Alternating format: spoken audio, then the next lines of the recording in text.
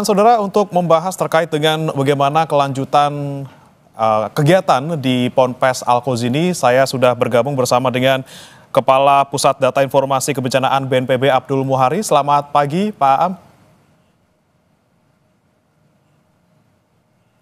Mas Bremana.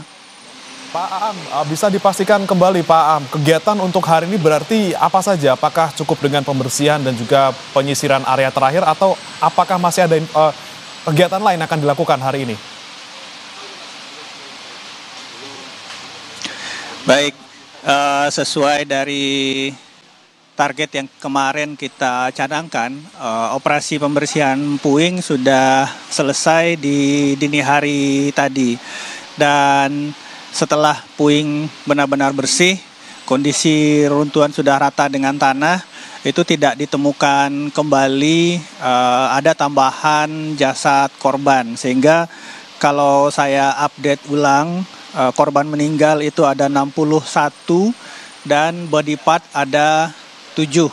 Memang dari catatan awal absensi dari pesantren kita mendata ada 63 korban, tetapi 61 itu berupa jasad utuh sudah ditemukan dan saat ini sedang dalam proses identifikasi. Kita masih ada 7 bagian dari anggota tubuh yang masih juga diidentifikasi.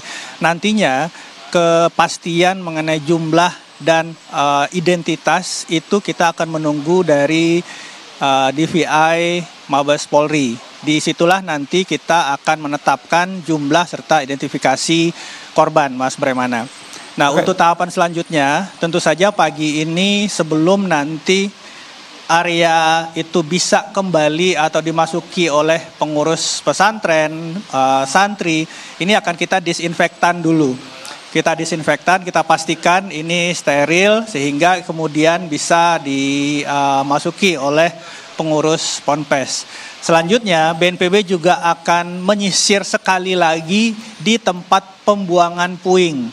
Kalau saja masih ada yang miss, apakah itu body part atau lain-lain, kita akan melakukan penyisiran sekali lagi untuk memastikan bahwa dari puing-puing yang sudah kita pindahkan ke tempat pembuangan itu benar-benar tidak ada ikut terbawa potongan tubuh ataupun bagian-bagian lain dari korban. Ini akan dilakukan hari ini.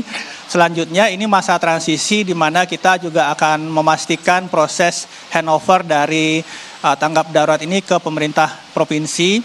Dan juga nantinya kita juga akan mendukung Kementerian PU untuk mengaudit atau memastikan kelaikan dari struktur yang masih ada di Ponpes Al-Quds ini supaya peristiwa serupa tidak terjadi di masa depan. Mas Bremana. Oke, Pak Aam, kalau kita melihat terkait dengan bangunan-bangunan yang masih berdiri, kemudian juga tergabung juga dengan bangunan yang masih ambruk, apakah memang dalam waktu dekat ini masih sudah bisa ditempati kembali ataupun dijalankan aktivitas di sana, Pak? Ya, sebagaimana perintah dari Bapak Presiden Prabowo Subianto, bahwa pemerintah akan memastikan terlebih dahulu kelaikan dari bangunan-bangunan yang tidak hanya di Ponpes Al-Quds ini, tetapi juga di Ponpes yang lain.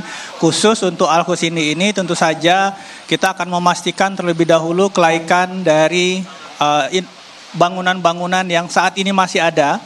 Karena kita lihat secara visual juga itu mungkin perlu dilakukan penguatan, retrofitting dan seterusnya, itu nanti akan dianalisis oleh Kementerian PU dan kementerian terkait sebelum kemudian aktivitas di Ponpes berjalan.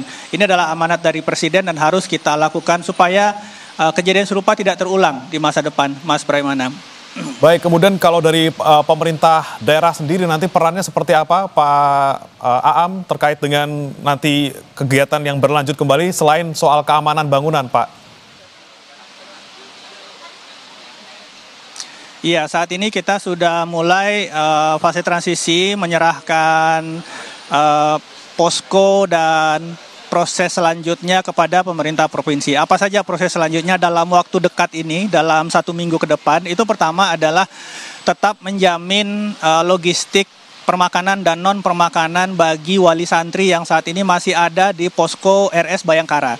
Jadi selama proses identifikasi korban itu mungkin masih membutuhkan waktu hingga 3-4 hari ke depan.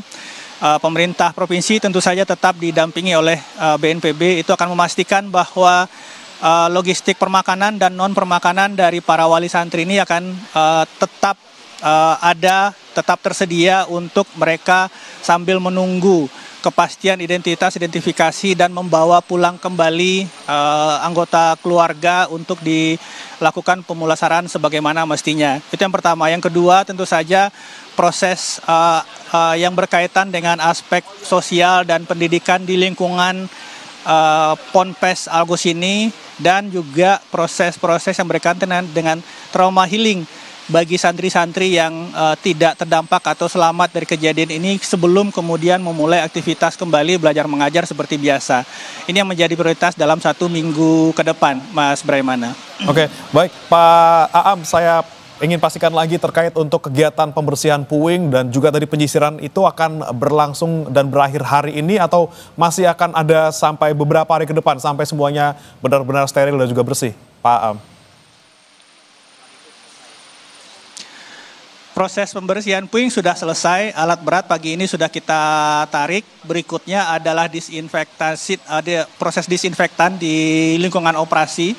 Kemudian satu lagi yang akan dilakukan adalah penyisiran. Sekali lagi di tempat pembuangan puing. Kita akan memastikan bahwa memang tidak ada bagian atau potongan tubuh yang terbawa ke tempat pembuangan akhir.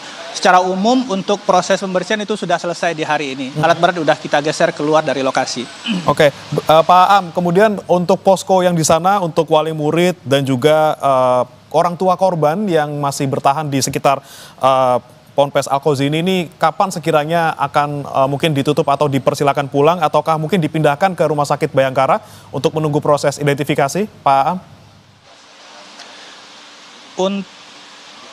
Untuk saat ini, wali santri yang masih bertahan di Ponpes itu hampir tidak ada, karena saat ini sudah berpindah semua ke pos di RS Bayangkara.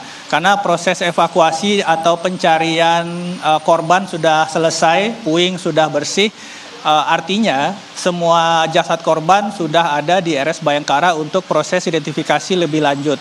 Sehingga para wali santri ini saat ini bertahan atau menginap atau menunggu proses identifikasi ini di pos RS Bayangkara. Nah, di pos RS Bayangkara itu tadi yang kami sampaikan, kita tetap menjamin ketersediaan logistik permakanan dan non permakanan, matras, selimut dan lain-lain, termasuk ada satu dapur umum disediakan oleh Pemprov Jawa Timur di situ sampai nanti selesai secara keseluruhan proses identifikasi korban. Mas Braimana. Baik, dari untuk terkait dengan identifikasi, Pak Aam, dari BNPB sendiri akan langsung menyerahkan ke DVI dan kira-kira seperti apa ataupun kapan target selesai untuk semua korban diidentifikasi, Pak Aam? Ya, memang secara tusi dan secara kapasitas dan kemampuan alat perangkat personil ini ada di DVI Polri. Ini sudah berjalan saat ini dan tentu saja proses ini butuh waktu. Kita tidak bisa membuat target tapi secepat mungkin kita harapkan dalam 3-4 hari ini bisa selesai karena ini melibatkan analisis DNA dan saat ini ada sekitar 60 kantong jenazah yang akan diidentifikasi, 17 diantaranya sudah selesai. Proses identifikasi dengan analisis DNA ini tentu saja butuh waktu dan kita harapkan sekali lagi para wali santri, kerabat, keluarga bisa bersabar supaya benar-benar nanti hasil yang kita inginkan bisa sesuai dengan yang memang sebagaimana mestinya. Ini mungkin butuh waktu dan kita harapkan kesabaran dari wali santri sekali lagi untuk bisa memastikan tim bekerja dengan baik dan bekerja dengan profesional. Mas Braimana. Ya, Pak Aam, kalau dari BNPB sendiri nanti apakah juga akan berkoordinasi dengan pihak kepolisian mungkin nanti terkait pengusutan adanya atau tidak unsur pidana dalam insiden ini? Ya, untuk hal itu mungkin nanti kita serahkan kepada pihak kepolisian ya. BNPB memastikan seluruh proses tanggap darurat ini bisa berjalan sebagaimana mestinya. Dan nanti setelah proses identifikasi selesai, kita benar-benar bisa menetapkan jumlah korban dan identitas dari korban. Ini yang menjadi fokus atensi dari BNPB, Mas Bremana. Baik, terima kasih Pak Abdul Muhari, Kapus Datin BNPB sudah bergabung bersama kami di Breaking News Kompas TV. Selamat pagi Pak AA.